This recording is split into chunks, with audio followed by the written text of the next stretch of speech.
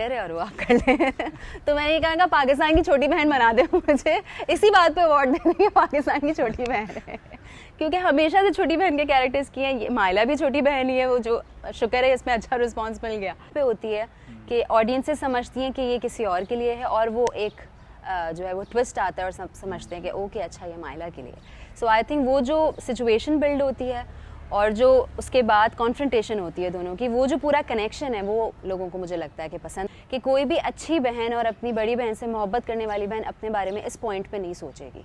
सो इस वजह से वो रिएक्शन माइला का इसलिए भी बनता है कि अगर तीसरा लड़का भी कोई इस पॉइंट पे ज़िंदगी में आया है तो वो ऑटोमेटिकली अम्मी अब्बा बहन सबका जहन यही चाहता है कि ये माया के लिए, और किसी तरह माया सेटल हो जाए, किसी तरह उसका घर बस जाए, किसी तरह उसकी ज़िंदगी में खुशी आ जाए।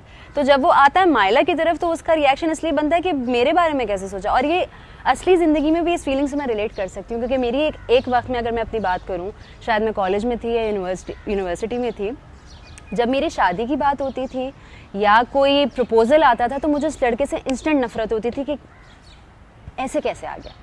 तो वो आई थिंक कुछ लड़कियां शायद रिलेट कर पाएँ इस फीलिंग से, इस चीज़ के बाद कि भाई मैंने तो सोचा भी नहीं है इस बारे में, तो आपने कैसे रिश्ता भेज दिया मेरे लिए, और मेरे घर में ऑलरेडी एक इतनी बड़ी ट्रेजेडी हो चुकी है। तो आई थिंक इसलिए थोड़ा बहुत जस्टिफाइड है माइला का जो रिएक्शन है मेरे ख्याल से, ये कि वो इस वक्त सुपरस्टार हैं, हमारी पाकिस्तान की बहुत बड़ी अदाकार हैं। तो उनका जो कंडक्ट था ना कि सिर्फ अपने को एक्टर्स के साथ बल्कि each and every person on set, तो उससे बड़ा सीखने को मिला।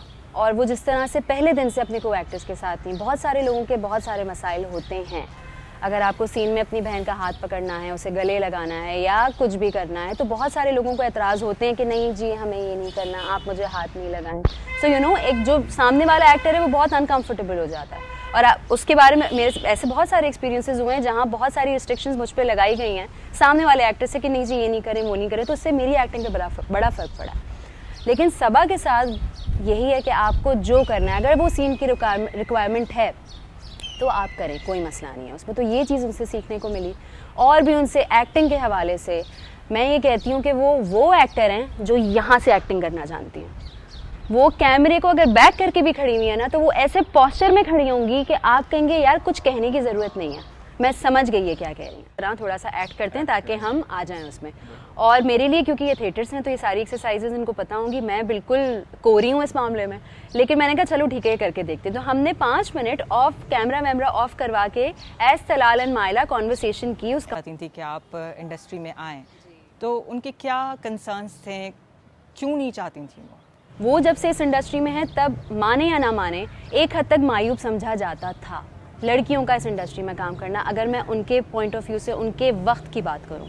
तो इसलिए जेन्युइनली उनके दिल में भी एक कंसर्न था कि अगर मेरी बेटी इस इंडस्ट्री में आएगी तो जो चीज़ें मैंने अपनी जवानी में फ़ेस की हैं, अल्लाह ना करे इसको भी वही फेस करनी पड़े। डेफिनेटली हर वर्किंग औरत का अपना एक एक्सपीरियंस होता है और बुरे एक्सपीरियंसेस भी होते हैं, कोई भी फील्ड हो।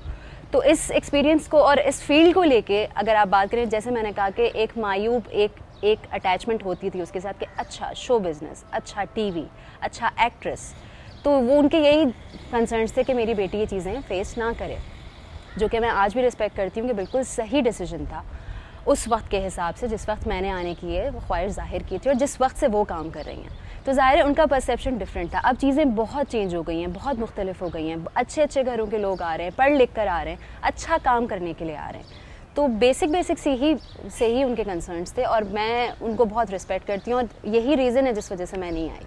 तो फिर कैसे आई? मैं आई इस तरह से कि मेरी शादी हो गई और शादी के बाद मेरे हस्बैंड जो हैं वो बड़े सपोर्टिव थे इस चीज़ को लेके कि तुम्हें जो करना है तुम वो करो।